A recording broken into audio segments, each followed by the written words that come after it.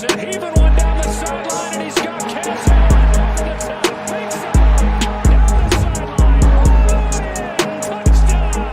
His signature move and his signature performance. Allen, big ball one more time. 58 yards this time. You're listening to the Bruin Bible. This is your host, Will Decker, bringing you UCLA football content all throughout the year for LA Football Network.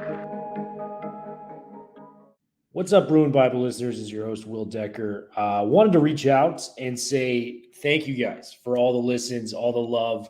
We see it on social media. We see it on YouTube. It has been sensational.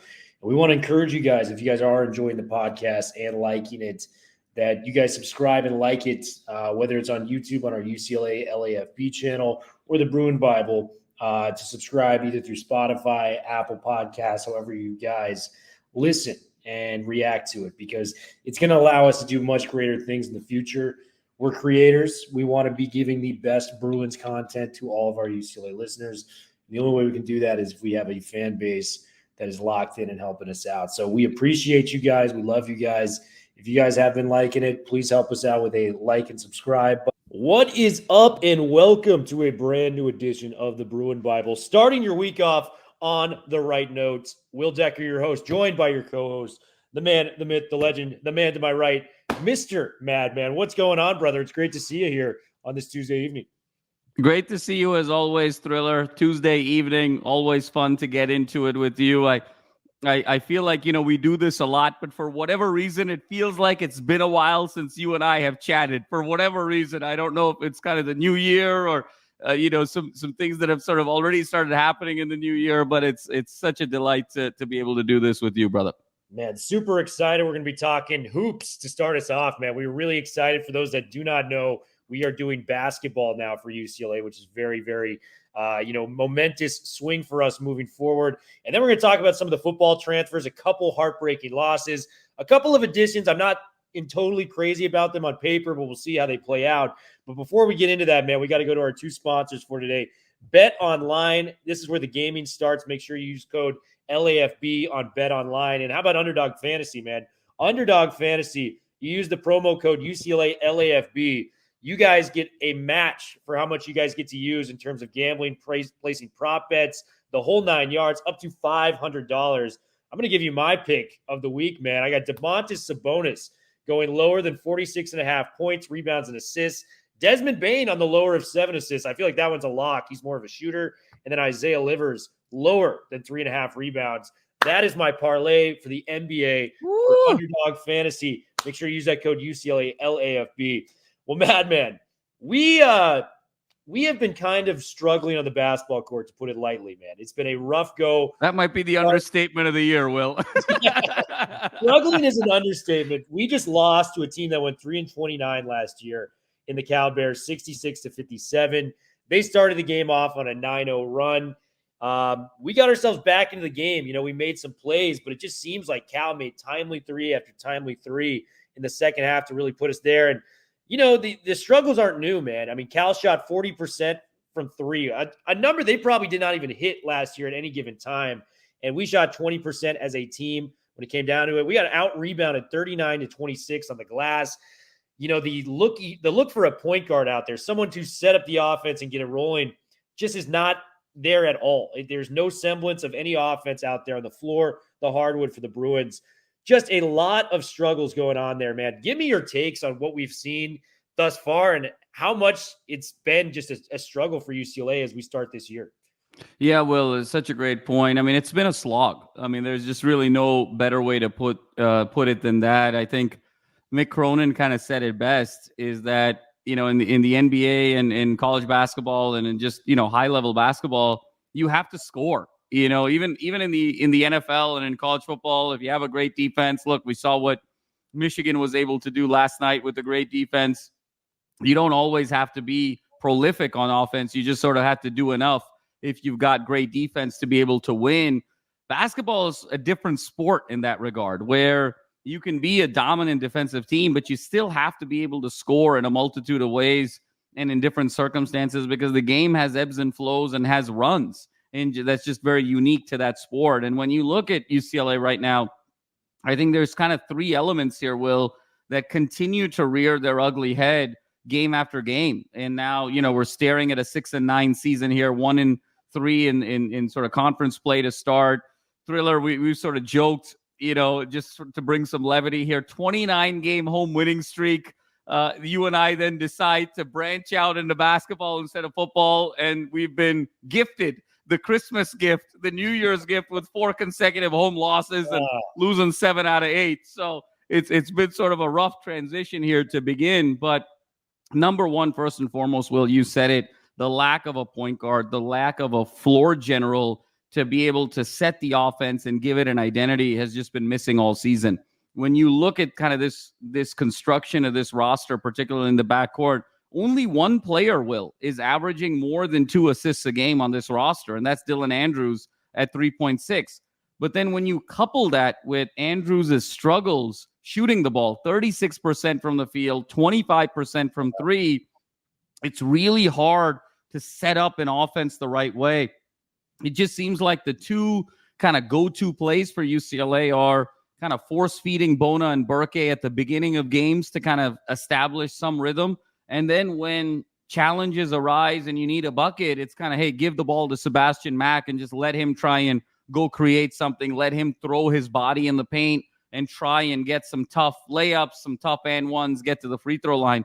But that's just not a recipe for consistent success moving forward. So the lack of a floor general has just kind of created such instability and flow in the offense that it's really evident. Number 2, Will, and a related point, is the lack of shooting. I mean, we've talked so much about, mentioning Andrews' statistics, Stefanovic's struggles shooting the ball. McClendon started strong, but, has tapered off a bit.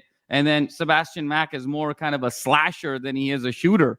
And when you just have a lack of shooting, the challenge there becomes teams are just going to continue to pack it in. They're going to play zone. They're going to pack in the paint. They're going to clog the middle, make life difficult from a spacing standpoint for the likes of the Adembonas and the Burkes, and sort of dare these backcourt folks to be able to shoot the ball and knock the ball down consistently from the outside, and they just haven't been able to do it. And then third, Will, I think has been just in terms of overall roster construction and rotations. And I think you and I have sort of talked about this, really interesting ideas of what's the 5 that you need to sort of put out there. And for me, after watching this team for 15 games, I don't think you can play 2 bigs.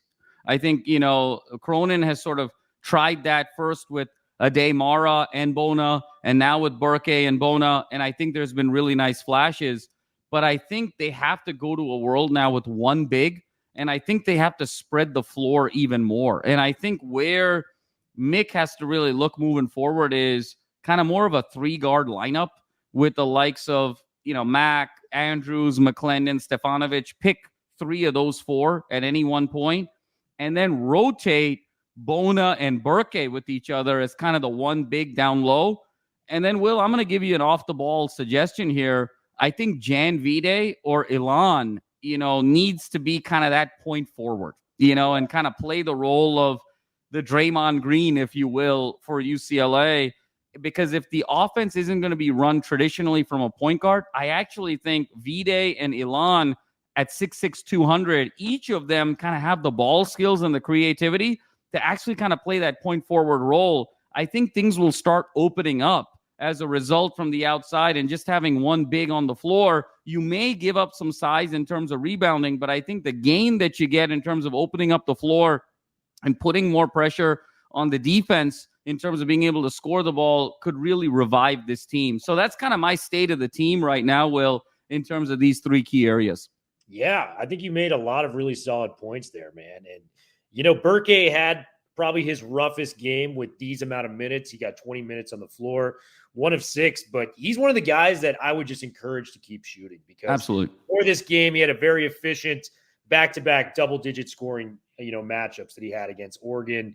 And I believe it was it Stanford before that? So Stanford and Oregon. So he was playing very well. He struggled this past game. He's 1 of 6 from the floor.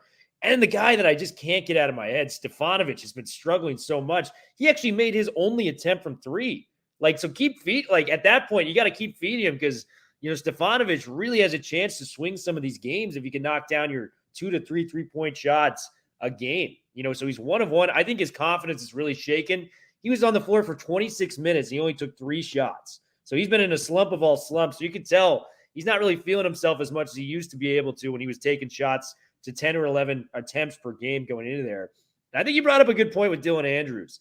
It's funny that he is our best passer because he looks to me as your ultimate score first 6-man type of guy. So if he's leading the team in assists, that's a very chaotic statistic there. And I think how I would run this offense, I'm with you. I think we got to get some size out there. Bona, maybe that means decreasing Bona's minutes. I'm a little worried about what that would mean for the rebounding situation. I mean, Cal out-rebounded us by 13 rebounds this game. What's going to happen when we play some of the bigger dogs within the conference? I think we got to just run the offense through Sebastian Mack, pick and rolls at the top, and then just put Dylan Andrews in the right corner and Stefanovic in the left corner and see what happens. It's very simple, but I think that's the most effective way to generate offense right now. Whether it's between Burke and Bona, and maybe you can just have, Bona run to the rim as a rim runner, throw the alley-oop to, Bona or toss it down to him low. Or Burke, maybe you can get him at the free throw line, hit a nice lefty jumper. But, man, it is so bad right now. I think I would actually make Mack the primary ball handler. And with those pick and rolls at the top and running the offense through him, not only do you have your best scorer out there, but you can enhance him to just run the offense and make the plays needed. Do you think that's a crazy sentiment? No, Will. I mean, I think it's a very interesting blueprint and one that has a tremendous amount of logic and sense. Essentially, what you're describing is you want UCLA to become the 2017-2018 Houston Rockets, right? Exactly. Where Sebastian Mack is James Harden. You got him as your primary playmaker at the top of the key.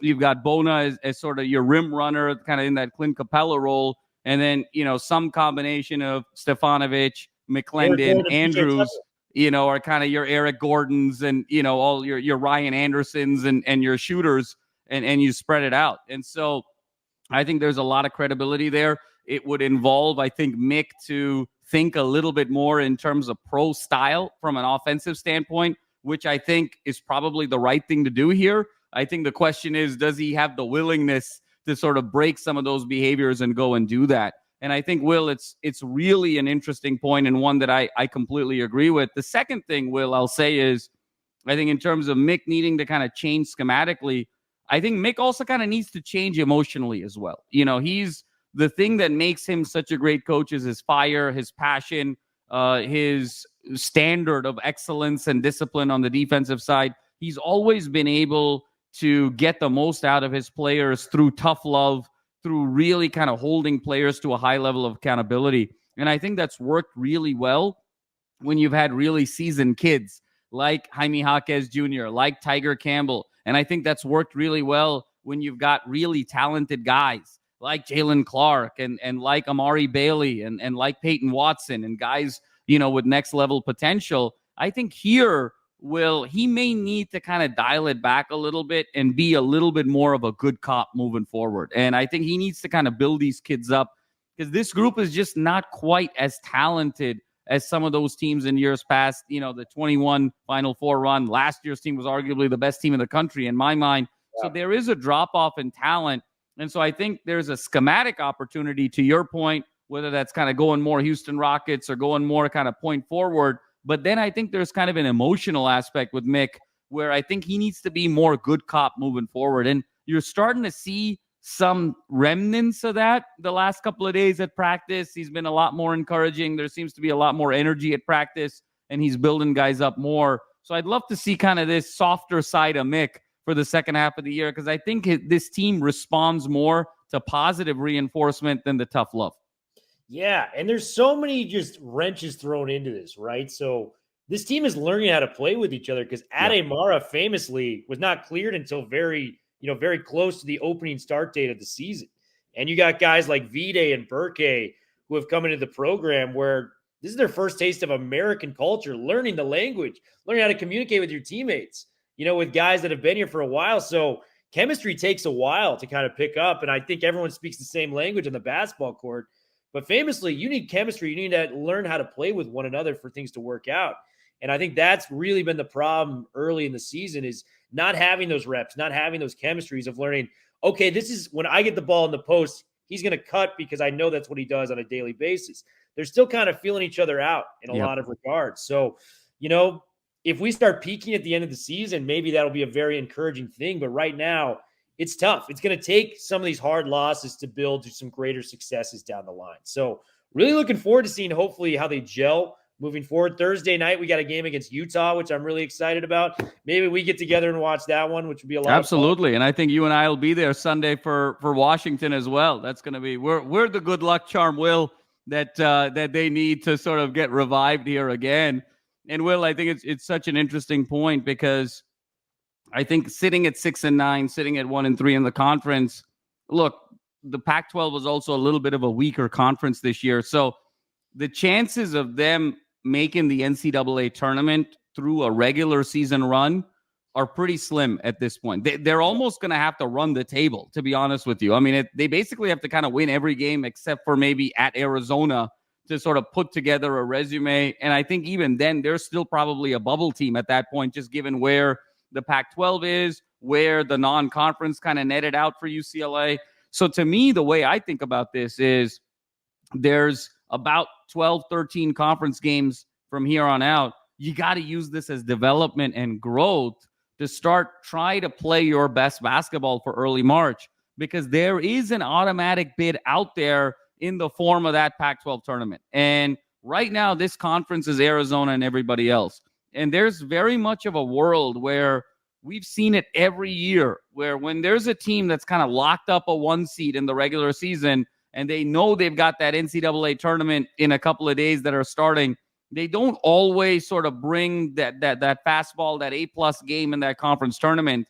And that could very well be the case here this year. And so there's an automatic bid to be had if you can go on a 3 or 4 game run there against, no one else in the Pac-12 outside of Arizona is ranked in the top 25 right now. So if UCLA still uses these next 12, 13 games as a development opportunity and then really plays their best basketball in that Pac-12 tournament, there's still an opportunity to make an NCAA tournament berth, which I think would be a tremendous success for Mick, given all of the challenges this year, the roster construction, and so forth. So I think that's how we need to be thinking about this season in phases.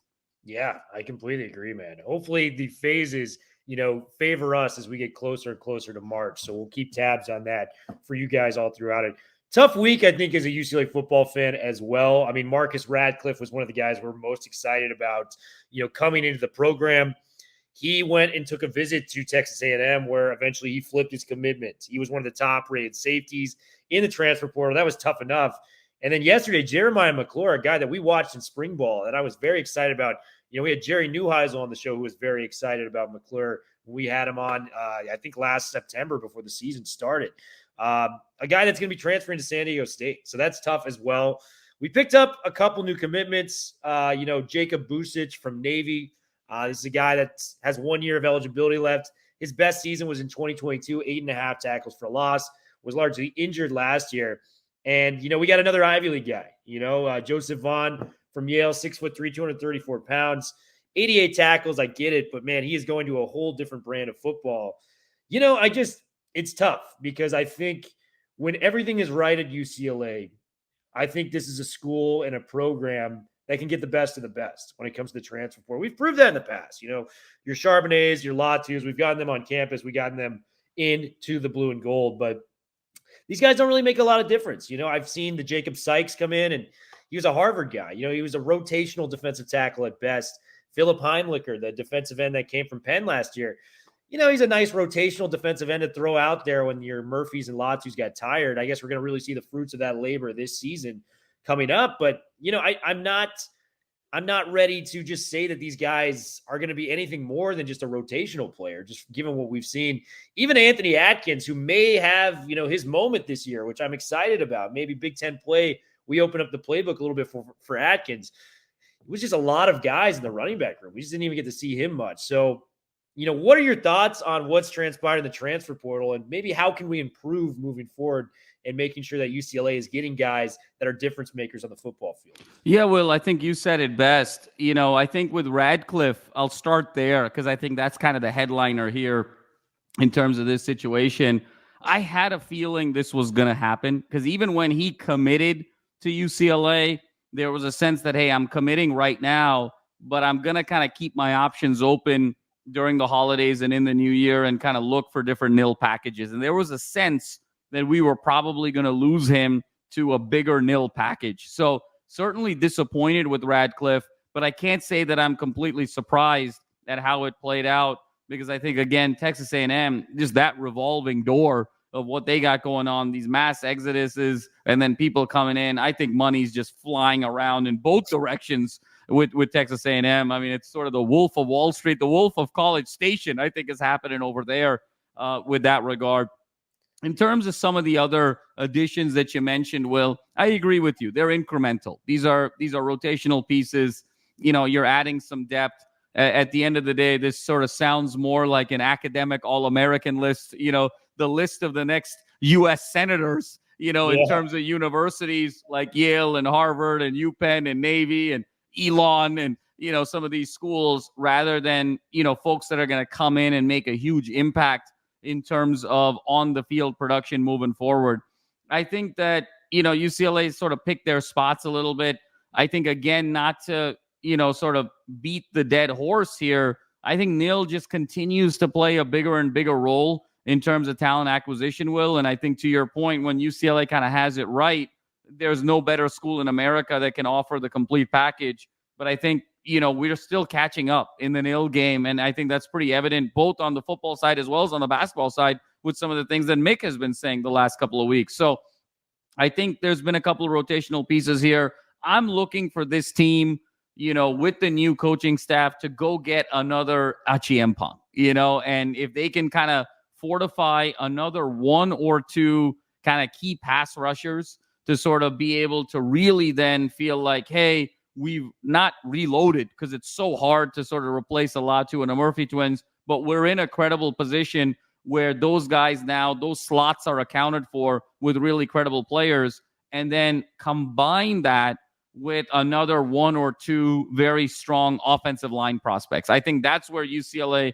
kind of needs to focus. 2 guys on the defensive line, 2 guys on the offensive line, and then be able to kind of round out the rest, given what's going to happen in the spring. Because for all those challenges, Will, I think we're seeing the importance of the trenches now more than ever. I think last night's game with Michigan and Washington kind of showed you can have the flashiest of offenses and, you know, the most decorated quarterbacks and wide receiver trio, but this game is still won or lost in the trenches with great blocking, with great tackling, and with great toughness. And so I think UCLA's got to really focus there in terms of offensive and defensive line to get ready for the Big Ten. Because truthfully, Will, on the skill position side, whether you're talking about Garbers or you're talking about Harden or you're talking about hopefully Sturdivant comes back with Ford, with Flores, you know, there's guys there that can make plays. When you talk about kind of the back end, you still have Addison. You've still got guys on sort of the back end of the secondary. It really needs to be kind of a fortification on the offensive and defensive lines. Yeah, Davis and Kirkwood, or Jalen Davies and Kirkwood are likely coming back. But let me ask you this. I have this question. We did the college football playoff preview game, and Washington's offensive line was spectacular all year. Yep. I think they just went against a beast that was Michigan's. But what I noticed was how much time Michigan had in the pocket and how open those running lanes were for guys, you know, the Donovan Edwards, Blake Corum. They had won the previous 2 Joe Moore awards. Do you think it was like voter fatigue? Because we talk about basketball all the time. LeBron should have a couple more MVPs. Kobe Bryant famously should have a couple more MVPs in his case. You know, Giannis, Jokic, whoever you want to bring up. It seems like they get tired of the narrative and they vote elsewhere. I think it was very much that way because, to me, the best offensive line I saw last night, and granted, Washington's D-line isn't Michigan, but they have a couple future pros on there too, in Braylon Trice and ZTP. Yes. You know, you think Michigan's offensive line was truly the best offensive line in that game? Absolutely. And I think it's always, Will, there's something about human nature where that third consecutive year, that voter fatigue kind of sets in. You know, you mentioned for the Shaqs and the Kobe's, you know, sometimes it was the second year. But even Jordan famously never won 3 straight MVPs. LeBron never won 3 straight MVPs, if you recall. There's something about human nature where it's like, okay, you know, we give you the 2. We got to go in a different direction here. And it really felt that way last night, Will. I thought the offensive line of Michigan really dominated that game. I mean, when you look at the holes that Donovan Edwards had in the first part of that game. I mean, anyone could have gone through those holes. Those are sort of a straight line in a run. And then you saw kind of the big run Corum had early and then the big holes late. I thought Washington did a fairly decent job in the middle of the game to sort of hold it in. But I also think that Michigan almost went away from themselves and it almost fatally cost them. I think there were some moments in that game where they could have sort of really put the hammer down earlier and they kind of chose to throw instead of run. They were up 14-3 and, it was a 3rd and 4, they're throwing. 17-3, they're on the Washington side of the field, they're throwing. There was an opportunity to kind of really throw some haymakers there. And I actually thought it was going to kind of bite them late because, we've seen so many times in college football when you have an opportunity to kind of go for the knockout and you don't do it and you keep a team alive, it could come back to bite you. But fortunately, in Michigan's case, that was certainly not. But you could see it on the offensive line and then on the defensive line. I mean, we have not seen Michael Penix Jr. just be that unnerved, and sometimes that unnerving comes together. It doesn't always have to translate into sacks or tackles for loss because Michigan had a pretty modest day in terms of sacks as well as tackles for loss. But just the pressure, the pocket closing, kind of the relentless pressure that was coming, you could just see how unnerved Michael Penix Jr. was. He missed reads that he normally makes. He missed throws that he normally makes. And it was just really a function of never being comfortable, both in the pocket as well as with some really exceptional secondary play. So in this world of, these decorated offenses and Kalen DeBoer and Steve Sarkisian and the Lincoln Rileys and all of, these offensive juggernauts, it shows, look who's been winning the championships the last few years. Michigan, hard-nosed Georgia the last couple of years with great trenches play. The Alabama teams with great trenches play. And so it's really showing that even as we're becoming more offensive-minded from a fan standpoint, from an analyst standpoint, from a media standpoint, the game of football hasn't changed. It's won on the offensive and defensive line. Yeah, man. It's always won through the trenches. And Washington, as I'm getting it from you, was the 98 Karl Malone to Michigan's Michael Jordan. That's an elite reference there. Yeah, man. As Mike would say, it's like, okay, you gave him the MVP, fine, but I'm going to take this, and so in that box, by the way, of Michael Jordan, Derek Jeter, Travis Scott, and somehow Stephen A. Yeah, Stephen A. And Stephen A. Smith with his like Letterman's jacket was acting like the biggest celebrity there. I thought that was hilarious. He annoys me with that stuff. I think he's necessary for sports media. I think he's great at his job. I really do. But when he kind of bigs it up like that, I mean, the famous one that I was, laughing hysterically at was he was blaming Michael Rubin for not getting invited to that white party. Yeah. Like, you think these athletes want to see you when they're partying? Like, they do not, man. You're just going to criticize them at the end of the day. So, like, and by the way, you're not even in that class. So just, like, enjoy being the biggest sports talking head there is. Outside of that, man, there's not much there for you. Love Stephen A. Love this podcast, guys. Make sure you're tuning in. We'll have another one for you by the end of the week and be on ESPN Radio on Friday. So stay tuned. We will be in touch very, very soon. Take it easy.